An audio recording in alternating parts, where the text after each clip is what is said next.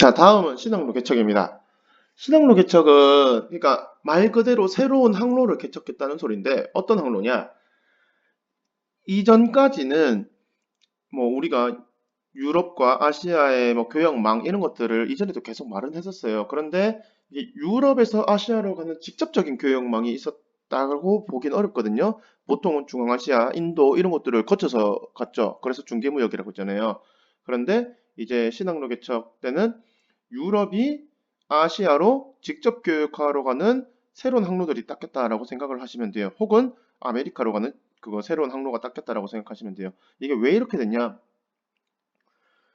이게 십자군 전쟁 이후로 이제 사실 십자군 전쟁 이전에 9세기쯤에 한 뭐 바이킹이 쳐들어오고 이럴 때는 유럽이 딱히 뭐 경제적으로 복구가 되고 있는 상황은 아니었어요. 그냥 로마 로마가 망하고 나서 이제 약간 빈사 상태에 빠져 있는 그런 경제 시스템들 그리고 자급자족 경제 이런 것들이 강했는데 근데 11세기 이후로 이제 다시 사람들 인구가 늘고 도시가 등장하게 되면서 사람들이 물건이 필요하게 되는 거죠. 새로운 물건들도 필요하고 먹을 것들도 필요해지고 그리고 새로운 뭐 더 좋은 것들이 필요하다 보니까 무역망들이 형성이 되고 그리고 동서무역도 다시 발달을 하게 되는 거죠. 그런데 이 동서무역을 담당하고 있었던 거는 오스만 혹은 저쪽에 있었던 그 이탈리아의 도시들이거든요. 그러면은 지중해를 중심으로 무역이 계속 진행이 되고 그쪽에 붙어 있었던 국가가 아닌 국가들은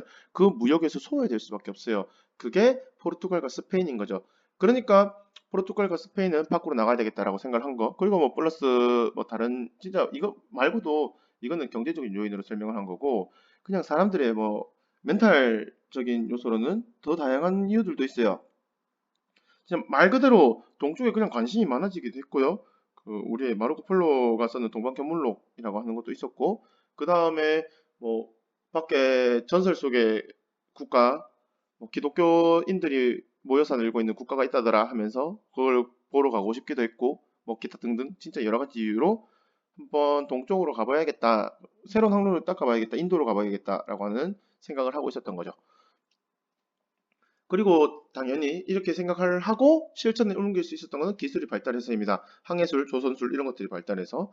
자, 그러면은 이거를 그 주로 이쪽에 관심을 보였던 게 포르투갈과 스페인인데 포르투갈과 스페인은 여러분들 수업 시간 때도 지도 보면서 말씀드렸지만 지중해 무역에서 소외될 수밖에 없는 지역이라서 그래요. 왜?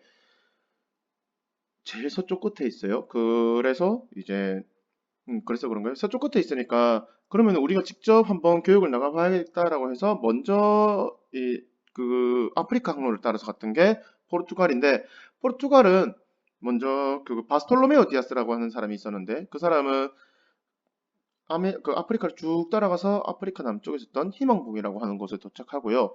그 다음에 바스코 다가마라고 하는 사람이 그 희망봉을 넘어서 인도 캘리컷이라고 하는 데까지 도착합니다. 인도 캘리컷으로 가는 이유는 거기에 면직물이 많이 나오고 그 다음에 그 향신료 무역으로 각종 물 상품들이 모이는 곳이었었어요. 그래서 그쪽으로 갔다라고 보시면 되고요.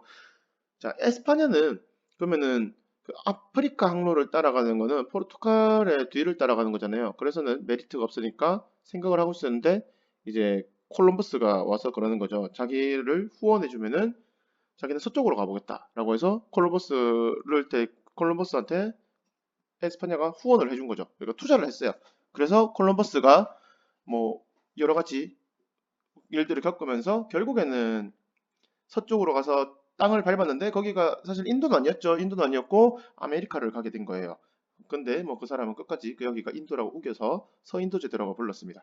그리고 근데 여기가 인도가 아닌 거는 그 당시 사람들 다 알았거든요. 그래서 마젤란이 자기 함대를 이끌고 한번 진짜로 인도로 가보자라고 하면서 태평양을 건넌 거죠. 그런데 마젤란은 인도로 가기 전에 필리핀에서 원주민들의 활에 맞아서 죽고요.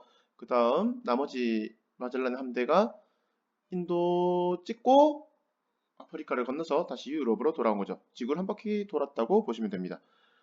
이렇게 하면서 이제 새로운 항로가 생긴 거죠. 아메리카를 통해서 아시아로 가는 길, 그 다음에 아프리카를 통해서 아시아로 가는 길. 이런 식으로 새로운 항로들이 생겼는데, 이렇게 되면은 어떤 변화들이 일어났냐라고 봤을 때, 일단 아메리카에서 있었던 변화들부터 보면은, 아메리카에도 문명들이 있었거든요.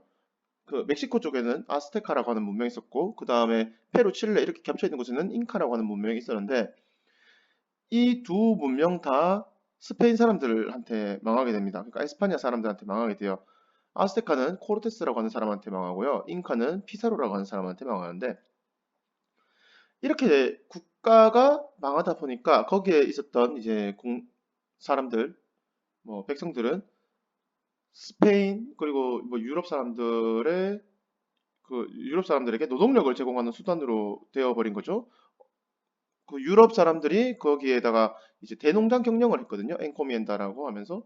근데 거기에서 이제 노예 같이 해서 이 노동력이 동원이 된 거죠. 근데 문제가 뭐 피사로 뭐가 갈 때쯤 되면은 이제 좀 크게 문제가 됐던 게 유럽에는 뭐 흑사병 그리고 뭐 천연두 이런 각종 병들이 많이 있었거든요.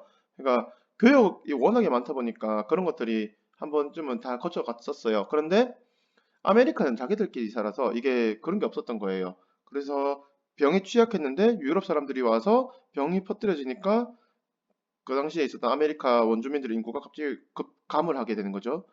그거를 관련돼서 이제 다뤘던 책이 뭐 총균세 이런 것들이 있고요. 어쨌든 그렇게 되어버리니까 이제 원주민들의 인구는 감소를 했고 그 당시 대농장 경영 혹은 은광, 금광 이런 것들이 엄청나게 나오게 되니까 사람은 필요하고 이래서 아프리카에서 이제 노예를 아메리카로 옮기게 되는 무역이 발달되게 되는 겁니다. 이거를 아프리카 노예 무역이라고 해요. 이런 식으로 이제 무역의 중심지가 변화하게 된 겁니다. 예전에는 지중해에서 이제 무역을 주로 다 했다라고 하면은 이제는 물론 지중해도 여전히 무역은 해요. 하지만 지중해뿐만이 아니고 대서양에서 하는 무역들, 새로운 항로, 직접 무역을 가는 게 되게 발달되게 되는 거죠.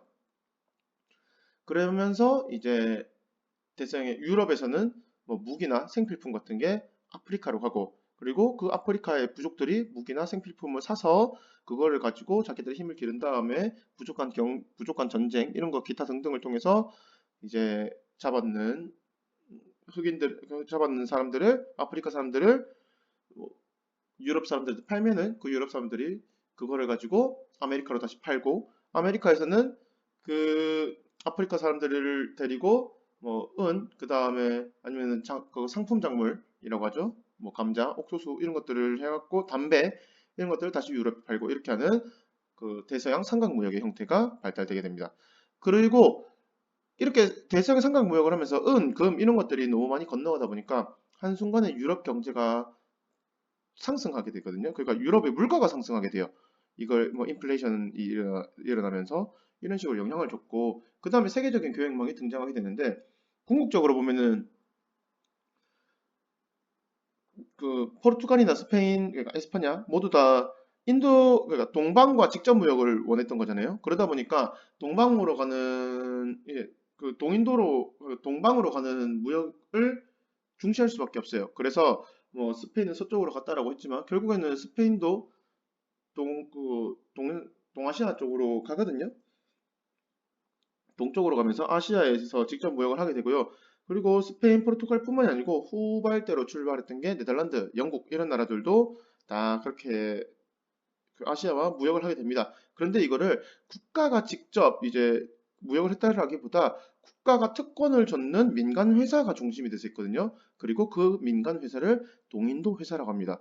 그리고 이 동인도 회사가 무역을 할 수 있게 하기 위해서 특권을 줬는데 어떤 특권을 줬냐라고 하면은 작게는 이제 무역 독점부터 크게는 뭐 그쪽을 거의 뭐 자치권 비스무리할 정도로 굉장히 강력한 권한들을 줬다.